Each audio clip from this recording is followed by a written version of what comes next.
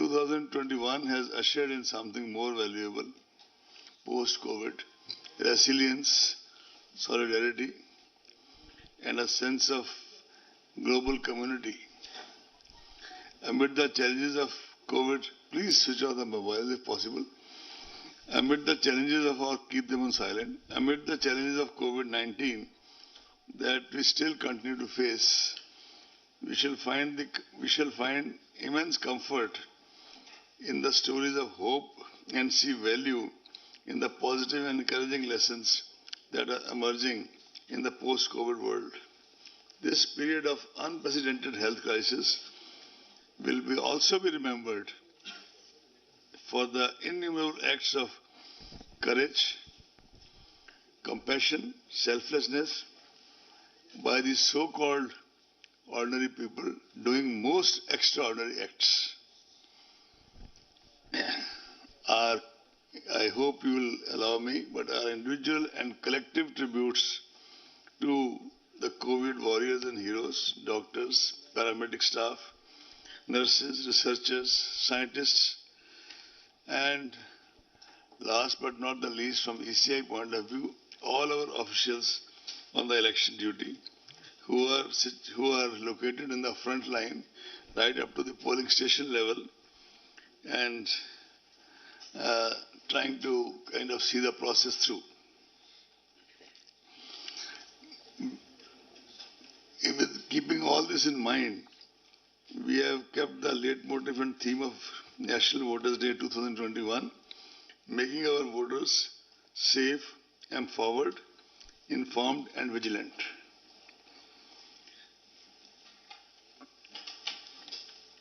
Last year, when the entire world was confronted with an unprecedented crisis in the form of COVID-19, a whole lot of election management bodies across the democracies were faced with a tough predicament of how to balance the democratic rights of citizens to choose their representatives while also preserving and protecting the health and safety of the people. Many countries hazarded to venture and took the courageous route, in spite of these circumstances, to venture and took courageous decision to go ahead with the elections with some adjustments in the election schedules and other precautions.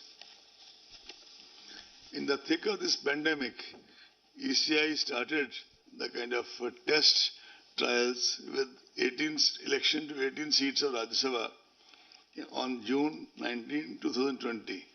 Admittedly, the electoral college is very limited, but that was a kind of way of starting the process. But after that, and some legislative council elections, came the challenge of Bihar. With 7.3 crore electorate of Bihar, it was indeed a watershed moment for ECI. It proved to be a kind of litmus test. We have been going under litmus tests before, but this was quite different.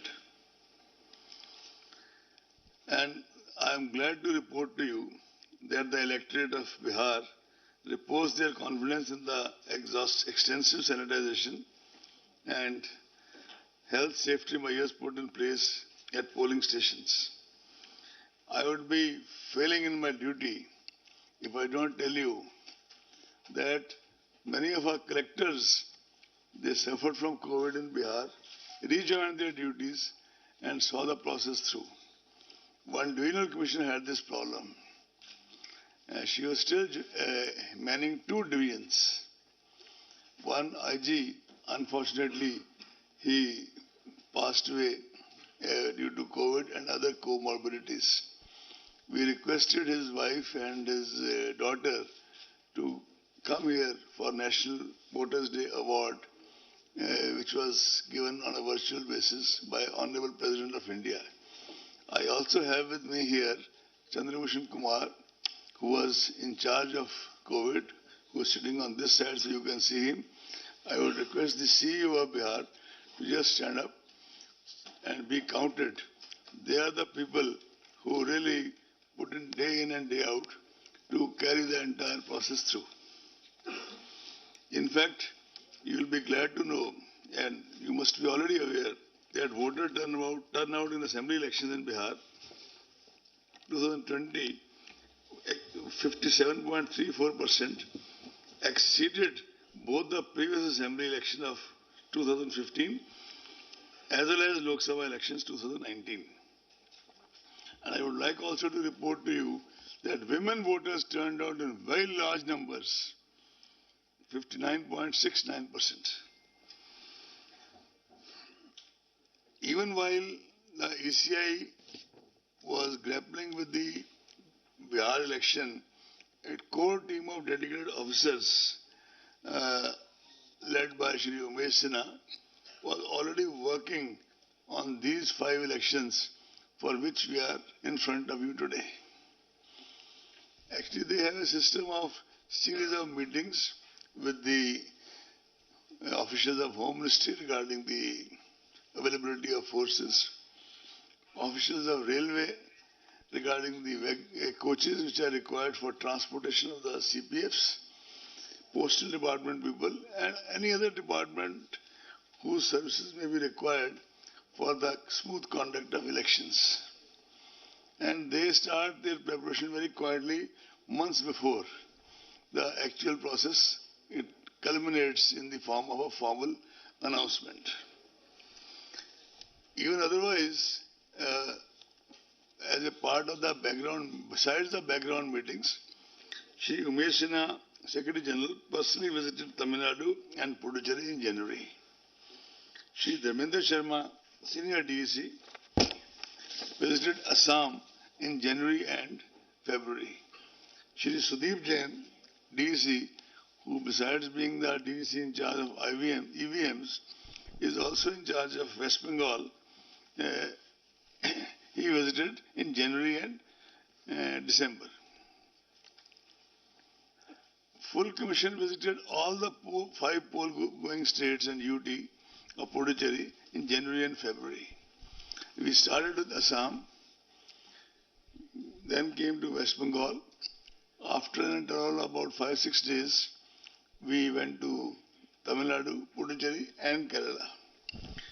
And our system is that we start with interactive interaction with the political parties and entities, because the firm belief of the Commission is that after a voter, it's the political parties and entities who actually form the bedrock of the entire electoral process. After that, we listen to the field officers. We also talk to the regulatory agencies of both Government of India as well as the state government. We culminate our meeting, official meetings, with the meeting with the Chief Secretary, DGP, senior officers of that state, and finally, we end the visit with a briefing to the media, as was done in all these 5 states. I must compliment the voters whose trust in India's democratic system, resolve to articulate their electoral choice, and firm determination to participate is inspiring. They brave several odds and difficulties, personal, domestic, professional, sometimes even barriers, to come out on the election day to mark their votes at the polling station. In fact, if you recall, a whole lot of you attended the NVD this time also, as you do every year. We have prepared an entire collage around the common man of R.K. Lakshman to kind of explain and convey the ECI's ethos of how we perceive the elections. The terms of Assam is up to 31st May 2021. Number of assembly seats is 126. Please tell me if you don't catch me, I'll speak again.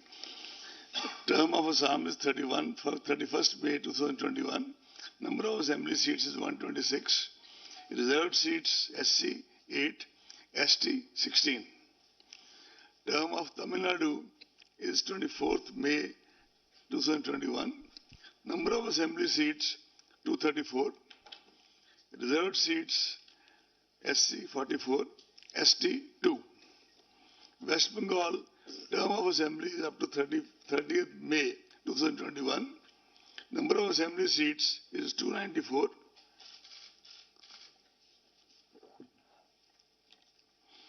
SC seats are 68. ST seats are 16.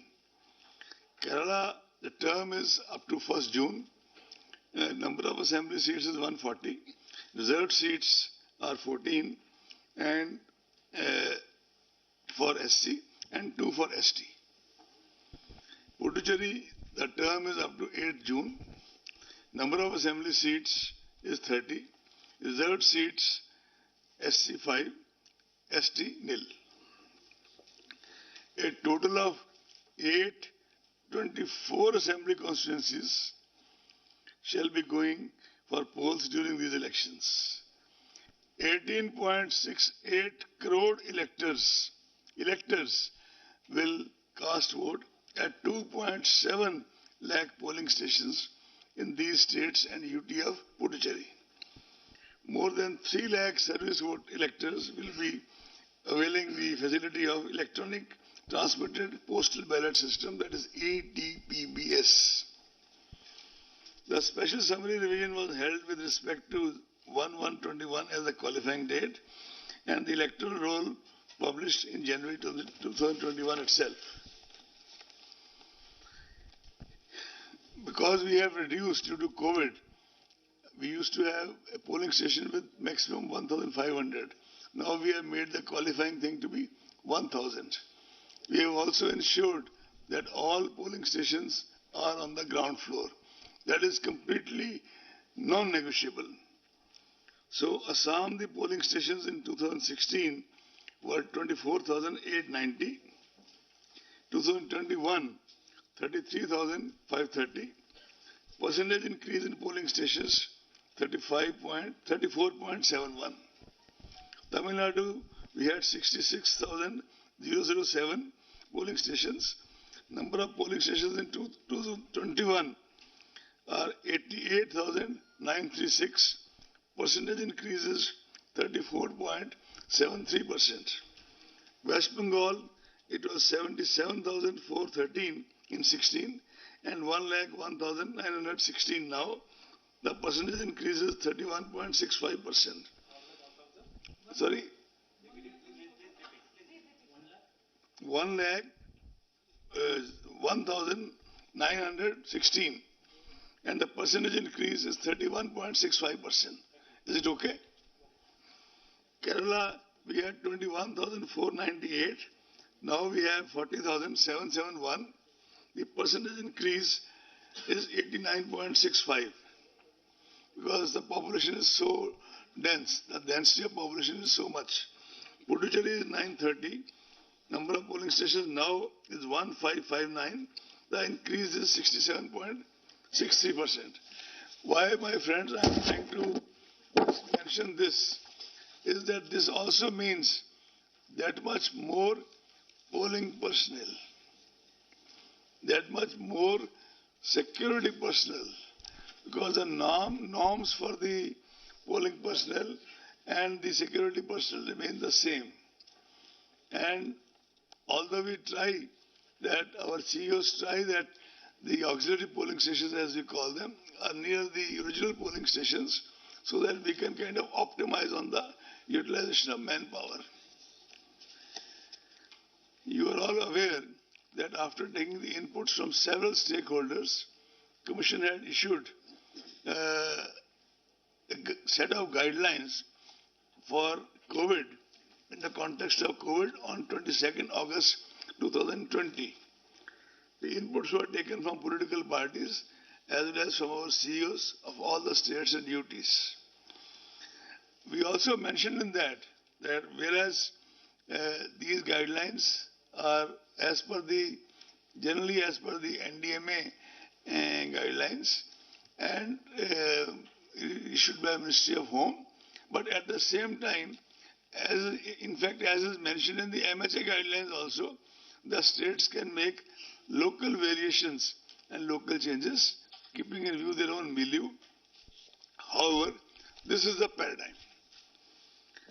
We keep coordinating with the Ministry of Health and keep a very close watch on the health situation in the poll-bound states. The rollout of vaccination program has further contributed to a more positive environment as compared to earlier, and probably is gradually boosting the confidence of people for coming elections. I am glad to report to you that on the recommendations of the Commission, Health Ministry has already declared all our poll officials as frontline workers for vaccination. And the Commission has taken a conscious decision that after all our frontline workers are vaccinated, then only in the headquarters it will start from the, let's say, from the MTS, the helpers, and the Commission will get vaccinated in the end and not in the beginning.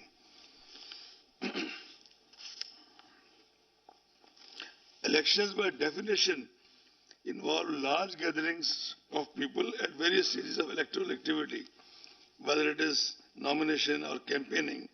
It is of paramount importance, therefore, to mitigate the likely health impact and reduce chances of transmission among the people. Several steps have been taken to address the issues. You are aware of most of them, but I'll still report.